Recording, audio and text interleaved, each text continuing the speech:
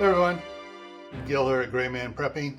On today's episode of Your Prep for Today, I want to talk to you about having a economic collapse survival plan.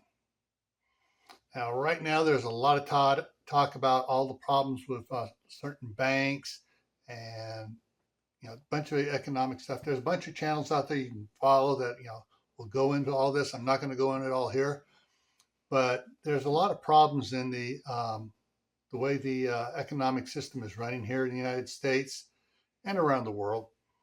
And there are a lot of options for you to work on to get a economic collapse survival plan. Now, some people are going to say right off the bat, oh yeah, sure, you need to stockpile silver and gold. Maybe, maybe not. Because in an economic collapse, the price of gold and silver could go through the floor, and depending on what type of economic collapse it is. So you don't want to put all your eggs in that basket, because you may lose most of your investment that way.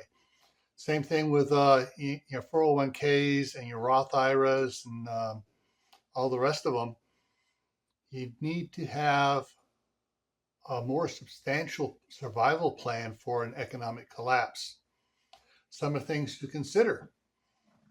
Now, this isn't for everybody, but things to consider is having what's called a side hustle or a second income stream, whether it's raising animals and selling products from those animals, such as if you raise chickens and you can sell eggs. And if you process the birds, you can sell the birds, or you can just sell the birds live to people that are going to process it themselves. Same thing goes with rabbits, goats, sheep, cattle. And so those are the things some of the things to consider out. The other things to consider is crafts and hobbies. Making different types of candles, the candle figurines with the molds and stuff, and sell those at farmers markets. Raising vegetables and selling those, either from a vegetable stand in front of your place or at a farmer's market.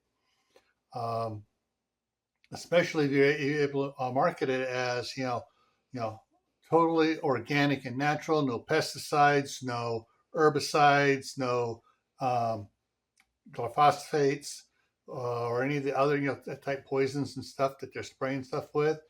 And you can also market as if you're selling any fruits and stuff, saying no appeal placed on any of your products. So that gives you another selling point there. There is a lot of ways you can make side money, whether it's at home job, doing some accounting, going and cleaning other people's houses to get yourself extra money income that you can save for a rainy day or a economic collapse. Now, at the beginning, I said, don't put all your eggs in the gold and silver basket. I didn't say don't put any in. I said don't put all your money in. Diversify your investments that you have and what you're investing in. If you're doing gold and silver, you can do a little bit there. You can also some people do online day trading. Some people do other type of investments and stuff. But don't put everything in one basket. Be able to diversify, because an economic collapse may affect one sector, but not another. So if you have money here and you have money there, and only one of those is being affected, you still have a good income stream from the other one. All right. So think about it. Think outside the box. If you have an accountant, talk to them.